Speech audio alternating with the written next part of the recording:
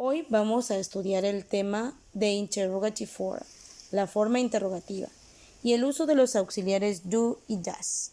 Por ello vamos a recordar que para expresar una rutina diaria utilizamos el tiempo presente simple. Recuerden que también podemos utilizar el tiempo presente simple para expresar hechos generales o acciones habituales. Vamos a observar el tiempo presente simple en sus formas affirmative, negative e interrogative. Primero, forma afirmativa. Recuerden que en su forma afirmativa el verbo se conjuga de dos maneras. En este cuadro, el verbo que está siendo conjugado es el verbo go, que significa ir. Entonces, recordemos que para I, you, we y they, el verbo permanece de la misma forma, go. Los verbos no cambian, no sufren ninguna modificación. Pero cuando los verbos se conjugan con he, she, it, entonces se aplica una regla que siempre les he venido compartiendo, enseñando y recordando, que es la regla de la tercera persona del singular. Para ello les comparto la imagen de las reglas. Existen 3 reglas generales. La primera es que por regla general, cuando un verbo se conjuga con he, she, it, se le tiene que agregar una S al verbo. Por ejemplo, work, works, eat, eats, play, plays, swim, swims, write, writes. Pero cuando el verbo termina en consonante más Y, se va a quitar esa Y y se va a colocar una I latina y después se agrega ES. Yes. Por ejemplo, study, studies, cry, cries, try, tries, spy, spies, fly, flies. ¿Ok? Y la última regla es cuando los verbos terminan en O, SH, TCH, X, doble S, entonces se les va a agregar una E y una S. Es el caso del ejemplo que tenemos aquí del verbo que está conjugado, go, goes, wash, washes, watch, watches, mix, mixes, kiss, kisses.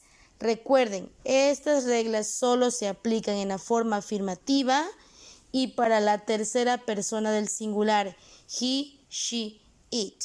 Con los demás pronombres, I, you, we y they, el verbo queda de la misma forma, no cambia. Muy bien, vamos a ver a la siguiente forma, que es la forma negativa, negative. Y esta forma negativa se utilizan 2 auxiliares, el don't y el doesn't. Muy bien, con he, she, it, que es la tercera persona del singular, utilizamos doesn't. Y con los pronombres personales I, you, we, they, utilizamos el auxiliar negativo don't. Ambas frases significan no. Cuando yo quiero convertir el enunciado en negativo, entonces la utilizo.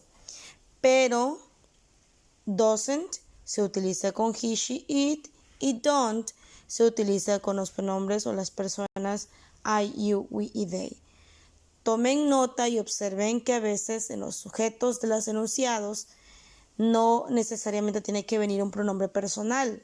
Por ejemplo, si yo hablo de los padres, the parents, entonces estoy hablando de ellos, de they, ¿ok? O si en un enunciado yo quiero hablar de Mary, de Mario, de María, entonces no va a venir como she, pero hace referencia a she, a ella. Entonces, por ejemplo, la forma negativa dice I don't go, yo no voy, you don't go, tú no vas, he doesn't go, él no va, she doesn't go, ella no va, it doesn't go, esto no va, etc. Pero observamos que don't se utiliza para I, you, we y they, it doesn't se utiliza para he, she and it. Y en la forma negativa ocurre algo peculiar. El verbo go queda de la misma forma para todas las personas, porque lo único que cambia es el auxiliar negativo. Perfecto, vamos a la forma interrogativa, the interrogative form. Esta forma es para hacer preguntas y se utilizan dos auxiliares, el do y el does. Son auxiliares que se usan para hacer preguntas en el presente simple del inglés. Do se va a utilizar solo con los pronombres I, you, we y they. Vamos a ver la estructura. Primero, como es una pregunta, vamos a comenzar con el auxiliar. Do más sujeto, que puede ser I, you, we o they, más el verbo, más complemento y un solo signo de interrogación. Ejemplos. Do you cook every day? ¿Tú cocinas todos los días o usted cocina todos los días? Do they read at night? ¿Ellos leen por la noche? Observen que do no tiene traducción, pero se utiliza para hacer una pregunta. El otro auxiliar interrogativo es does. Does se usa con los pronombres he, she, it. Observemos la estructura. Primero va does, luego el sujeto que puede ser he, she, it, que puede ser Mary, que puede ser José, etc. Luego va el verbo, ya no lleva la S, verbo sin S, más complemento, más un signo de interrogación. Does he cook every day? ¿Él cocina todos los días? Does she read at night? ¿Ella lee por la noche? Does tampoco tiene traducción en español. Muy bien, ¿cómo vamos a contestar las preguntas con do y con does? Bien, aquí viene otro ejemplo. Tenemos short answers, respuestas cortas.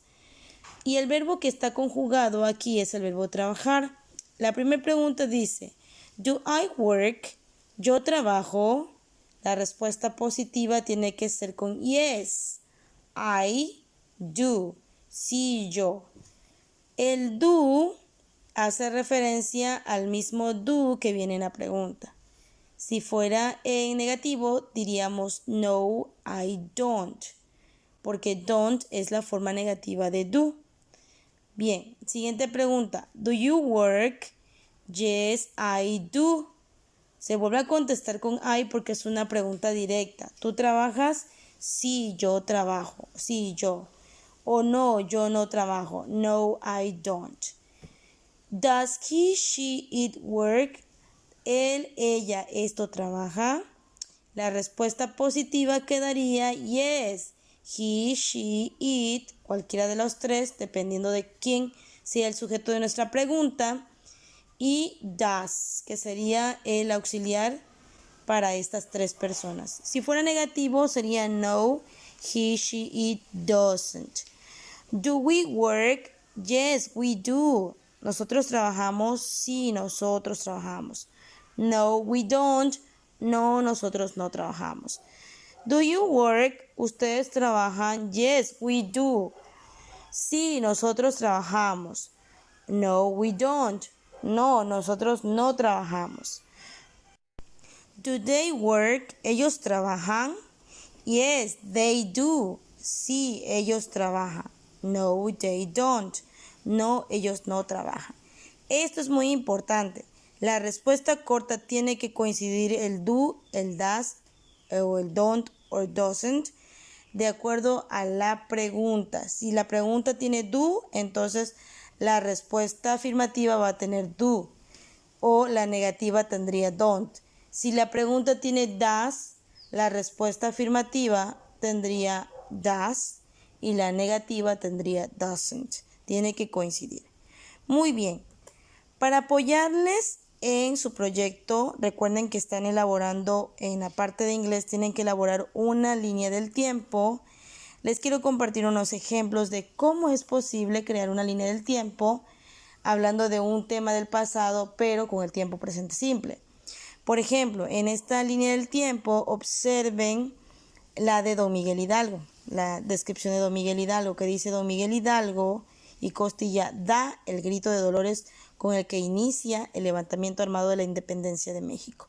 El verbo da está en presente, pero es un hecho del pasado. Aparece el año, la fecha, la imagen de Miguel Hidalgo y Costilla y el texto que está en presente. Otra más, 1810, 6 de diciembre, Hidalgo decreta en Guadalajara la abolición de la esclavitud.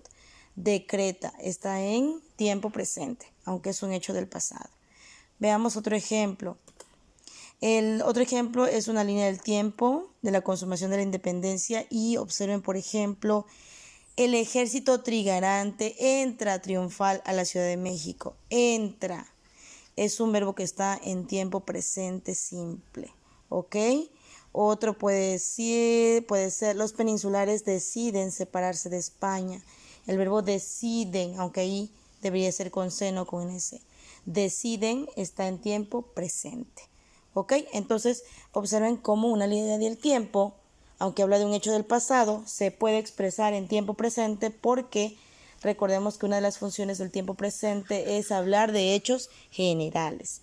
Ahora sí, vamos a ver un ejemplo de una línea del tiempo en inglés. Es algo breve, pequeño, conciso que he realizado para ustedes. Building my timeline, the independence of Mexico. Y por ejemplo, 1810. In 1810, the army discovers the conspiracy. El ejército descubre la conspiración. 1810, in 1810, Miguel Hidalgo calls to the war and promotes the abolition of slavery. Miguel Hidalgo llama a la guerra y promueve la abolición de la esclavitud. In 1821, en 1821, O'Donoghue and Iturbide sign the Treaty of Córdoba. Firman el Tratado de Córdoba. Y en 1821, en el mismo año, the Peninsulares decide to separate from Spain. Deciden separarse de España. In 1821, en 1821, Mexico gains its independence. México gana su independencia. Observen que en algunos enunciados el verbo lleva una S porque se habla de una tercera persona. Por ejemplo, el ejército descubre. Miguel Hidalgo llama y promueve, llevan S los verbos. Pero en O'Donoghue and Iturbide el verbo ya no lleva S porque se refiere a dos personas, a ellos. En el siguiente, los peninsulares deciden, tampoco lleva S decide porque está hablando de los peninsulares, de ellos. Y en el último, México gana, aquí gain sí lleva S por tratarse de México, de it, de una tercera persona del singular. Muy bien, espero que este ejemplo les pueda servir para realizar su línea del tiempo relacionada al tema de la independencia de Texas. Goodbye.